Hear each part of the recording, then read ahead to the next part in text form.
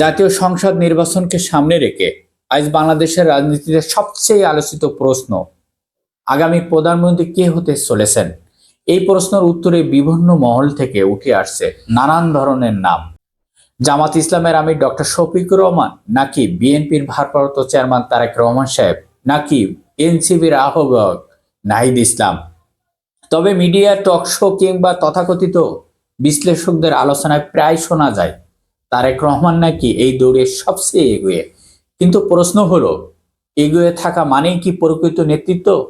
এখানে আসল বিতর্ক। কে কেমন নেতা, কে কাদের নেতা। নেতৃত্ব শুধু ক্ষমতার অঙ্ক নয়। নেতৃত্ব মানেই হলো কারা আপনাকে ধারণ করে, কারা আপনাকে বিশ্বাস করে। তারেক রহমান কাদের নেতা? তিনি মূলত যাদের নেতা, যারা শহীদ জিয়াউর রহমানের আদর্শ বিশ্বাস করেন, আদর্শ ধারণ করেন, যারা বেগম খালেদা জিয়াকে ভালোবাসেন এবং যারা ব্যক্তিগতভাবে তারেক রহমানকে সমর্থন করেন। কিন্তু এখানে একটি মৌলিক প্রশ্ন থেকে যায়, তারেক রহমানের নিজস্ব রাজনৈতিক বল, পলিটিক্যাল ব্যাস কতটি শক্ত? তিনি নিজের জনগণের জন্য কি করেছেন? যে বল তৈরি হয়েছে তা কি আদর্শের নাকি স্বার্থের?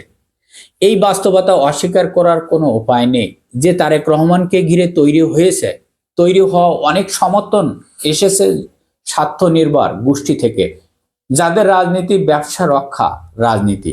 ইতিহাস আমাদের মনে করিয়ে দেয়, 1996 সালে শেখ হাসিনাকে এভাবেই প্রধানমন্ত্রী বলা হতো।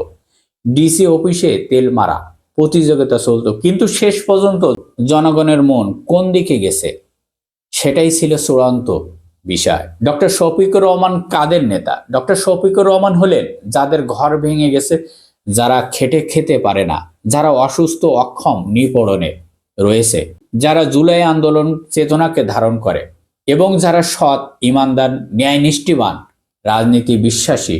তিনি কোনো একক শ্রেণীর নন, বরং বহু শ্রেণীর মানুষের প্রতিনিধি। এই কারণে সমাজের বৃহত্তর অংশ তাকে ক্লাসিক্যাল নেতা হিসেবে দেখছে। এবং জিয়াউর রহমানের রাজনীতি গ্রামের দারিদ্র অবহেলিত এবং সাধারণ মুসলমানদের অসহায় নির্যাতিত মানুষ। আজ যারা সেই আদর্শের কথা বলে তাদের প্রশ্ন মুখোমুখি হতে হবে, তারা কি সত্যই সেই আদর্শ বহন করছে নাকি শুধু নাম ব্যবহার করছে। ভারতের প্রশ্ন ও নেতৃত্বের যোগ্যতা, এখানে একটি গুরুত্বপূর্ণ নীতিগত বিষয় আছে। যে নেতা তার জনগণের আবেগ, বিশ্বাস এবং আত্মমর্যাদাকে অবহেলা করবে, সেই নেতৃত্বের যোগ্যতা হারাবে। ধরুন, ডক্টর শফিকুর রহমান সাহেব প্রধানমন্ত্রী হলেন, অথচ ক্ষমতায় যাওয়ার পর ভারতের সঙ্গে অতি নমনীয়তা সম্পর্ক গড়ে তুললেন। সেখানে দেশের মানুষের স্পষ্ট অনিচ্ছা আসবে, তাহলে তিনি জনগণকে অপমান করলেন।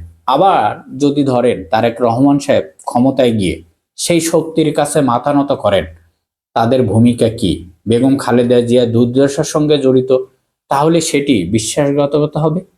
ভারতের ভূমিকা নিয়ে দেশের মানুষের মনে গভীর ক্ষোভ আছে। হাজারো লক্ষ ছাত্র জনতার মৃত্যু, শতাধিক শিশু শহীদ হওয়ায় এই ইতিহাস ভুলে যাওয়ার কোনো সুযোগ নেই। এই মানুষের অসম্মান করলে জাতি আর মাথা উঁচু করে দাঁড়াতে পারবে না। মানুষ প্রশ্ন করছে, আমরা কি নিরাপদ থাকব? আমাদের সন্তানরা ভবিষ্যতে কি নিরাপদ থাকবে? শুধু ক্ষমতা নয়, নেতৃত্ব মানেই আত্মমর্যাদা, সাহস, নৈতিকতা এবং জনগণের হৃদয় স্থান।